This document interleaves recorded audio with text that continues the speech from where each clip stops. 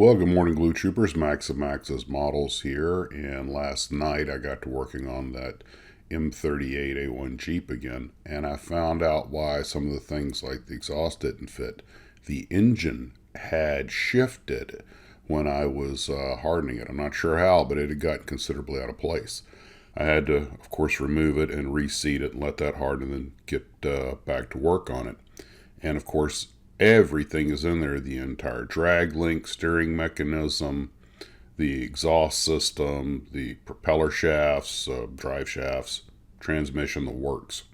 Given the extremely tight tolerances, even with everything back in the proper place, there were still some slightly snug fits. I did wind up having to cut and re-glue the propeller shaft or drive shaft to get it to fit properly. I'd gotten it in, but it was kind of bowed, and we're talking infinitesimal little distances that on something this small make all the difference.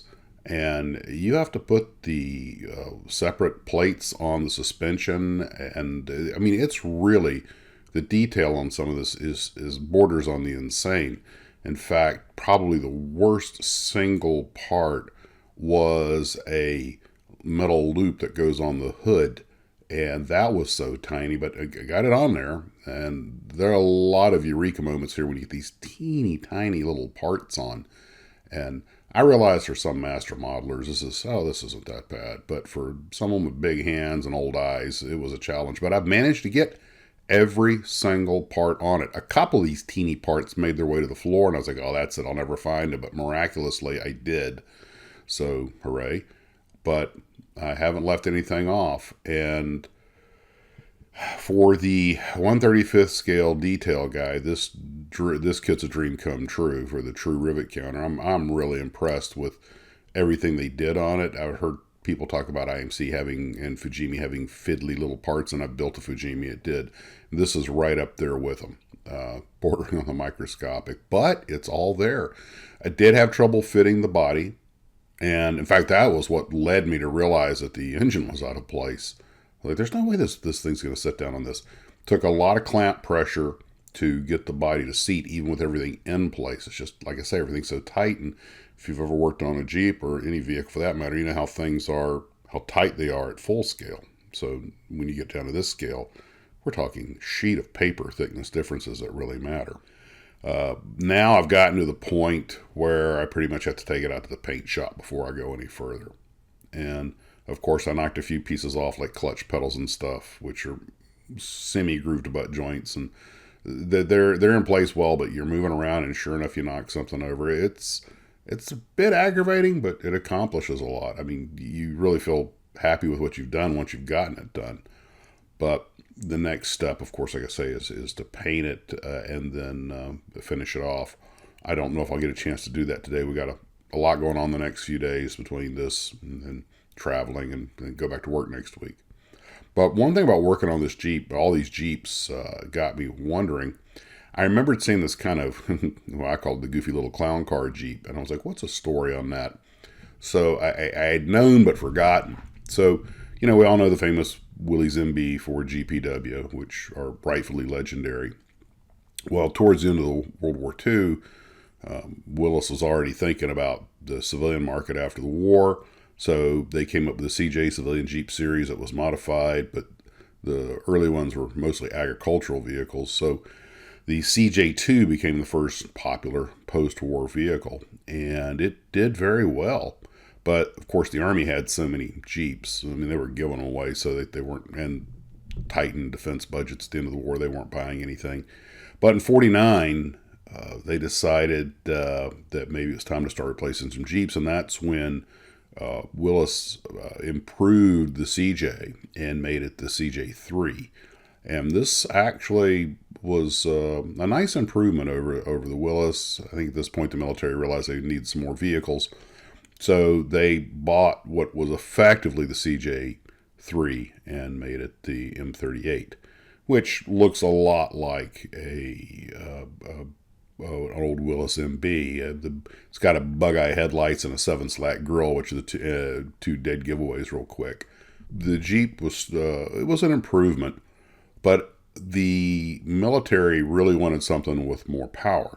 So Willis put in the F-head engine with overhead valves, the Hurricane engine.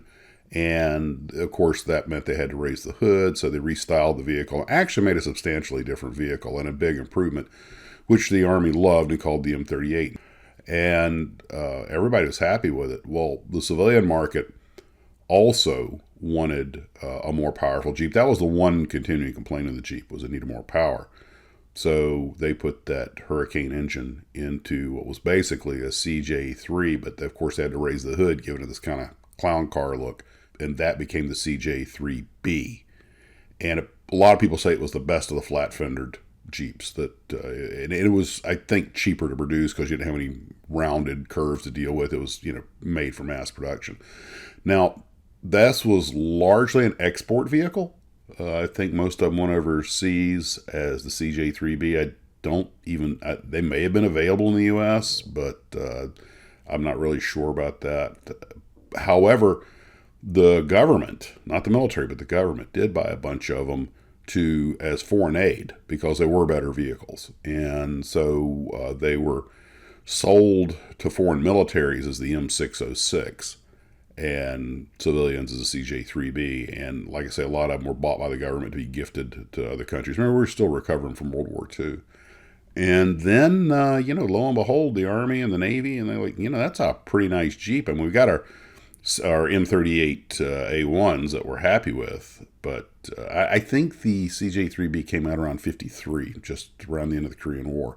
But the military said, hey, we like these too. We'll grab some of these, but they never used them for combat roles. They were strictly administrative vehicles, behind the lines kind of stuff.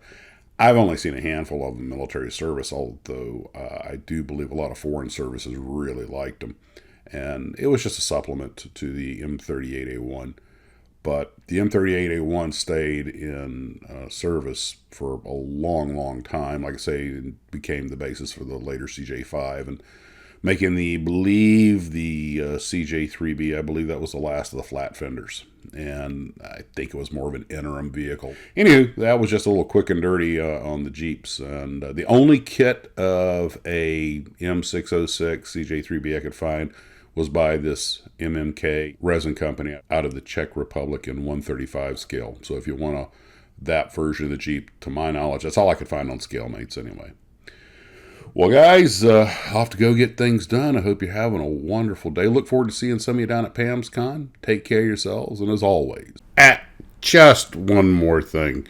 A glue trooper contacted me, Tommy Anderson, and he needs a radio operator's seat for a monogram 148 scale B17. So if anybody's got one, leave information in the comments below or send me an email and I'll forward it to Tommy. Thank you, and model on.